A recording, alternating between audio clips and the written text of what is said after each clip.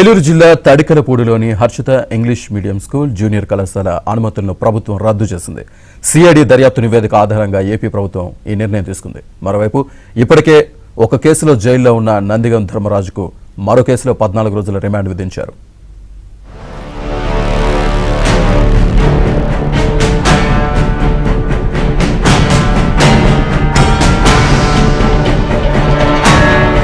ఈ ఫోటోలో కనిపిస్తున్న ఈ ఇద్దరి పేర్లు నందిగం రాణి, నందిగం ధర్మరాజు. పేరులో ధర్మం అని పెట్టుకునేతను చేసే పనులు మాత్రం అధర్మమైనవి.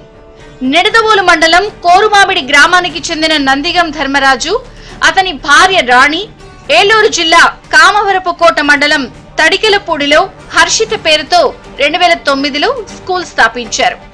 ఈ స్కూల్ నిర్మాణం కోసం కొందరు వ్యక్తుల నుంచి డబ్బులు వసూలు చేశారు. తమ బిజినెస్ లో ఇన్వెస్ట్ చేస్తే ఏటా వడ్డీతో పాటు లాభాల్లో 5% వాటా ఇస్తామంటూ నమ్మబలికారు.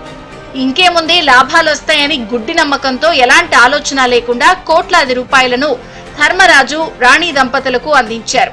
కానీ వీరు మాత్రం ఎడ్యుకేషనల్ సొసైటీకి చెందిన డబ్బులను సొంత ఖాతాలకు మళ్లించుకుని దోపిడీ చేశారు.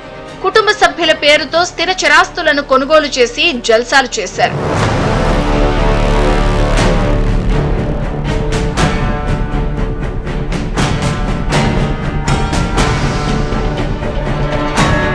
తీరా తమకిస్తామన్న వడ్డీ లాభాలు ఇవ్వకపోగా అసలు డబ్బులు కూడా ఇవ్వకపోవడంతో బాధితులు పోలీసులను ఆశ్రయించారు.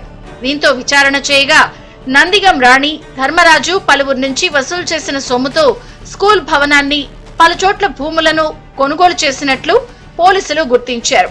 కొర్రపాటి చంద్రశేఖర్ అనే వ్యక్తి ఫిర్యాదు మేరకు సిఐడి అధికారులు ధర్మరాజు భార్య రాణిపై కేసు నమోదు చేసి విచారణ చేసి హర్షిత్ స్కూల్ కు చెందిన 14.74 కోట్ల రూపాయల విలువైన ఆస్తులను జప్తు చేసింది. అప్పట్లో సిఐడి అధికారులు విచారణ చేద్దామని హర్షిత్ స్కూల్ వద్దకు వెళ్లిన సమయంలో నందిగం రాణి చేసిన హైడ్రామా అంతా ఇంతా కాదు. విద్యార్థులతో ఆందోళన చేయించడంతో చివరకు సిఐడి అధికారులు కిటికీలో నుంచి నోటీసులు అందించి వెనుదిరిగారు. నందిగం ధర్మరాజు దంపతులపై హైదరాబాద్ లో సైతం కేసులు నమోదయ్యాయి.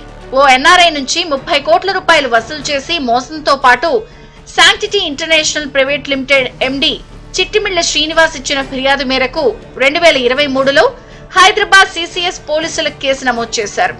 హైదరాబాద్ లో నమోదైన కేసుల్లో ధర్మరాజు, రాణి 35 రోజులు చెంచల్గూడ జైల్లో శిక్ష కూడా అనుభవించారు.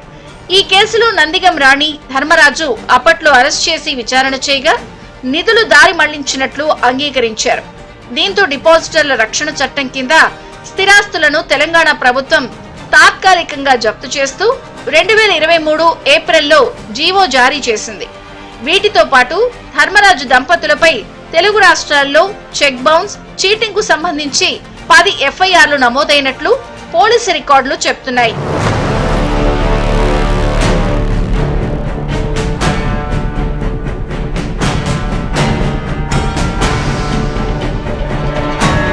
తాజాగా చెక్ బౌన్స్ కేసులో నందిగం ధర్మరాజు మరోసారి అరెస్ట్ అయ్యారు.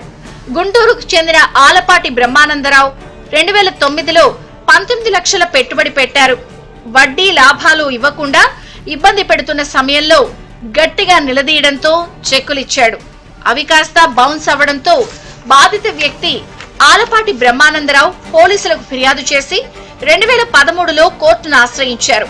విచారణ చేసిన గుంటూరు కోర్టు వడ్డీతో సహా 63.40 లక్షలు చెల్లించాలంటూ 2019లో తీర్పునిచ్చింది. కోర్టు ఆదేశాల నేపథ్యంలో ధర్మరాజు బాధిత వ్యక్తికి 26.50 లక్షలు చెల్లించగా మిగతా డబ్బులు చెల్లించమని కోరితే తప్పించుకుని తిరుగుతున్నాడు. ఇదే విషయాన్ని బాధితుడు మరోసారి కోర్టు దృష్టికి తీసుకెళ్లడంతో ధర్మరాజుకు వ్యతిరేకంగా నాన్ బెయిలబుల్ అరెస్ట్ వారెంట్ జారీ చేసింది. దీంతో అతన్ని గుంటూరు అరండాల్పేట్ పోలీసులు అదుపులోకి తీసుకుని కోర్టులో హాజరుపరిచారు. ధర్మరాజుకు 6 నెలల జైలు శిక్షతో పాటు 10,000 జరిమానాను విధించారు. నందిగం రాణి, ధర్మరాజు మాయమాటలు నమ్మి డబ్బులిచ్చి మోసపోవద్దని బాధితులు కోరుతున్నారు. ఎంతటి వారినైనా మాటలతో బురిడీ కొట్టించగా నేర్పరులని, వారి వలలో చిక్కుకోవద్దని వేడుకుంటున్నారు.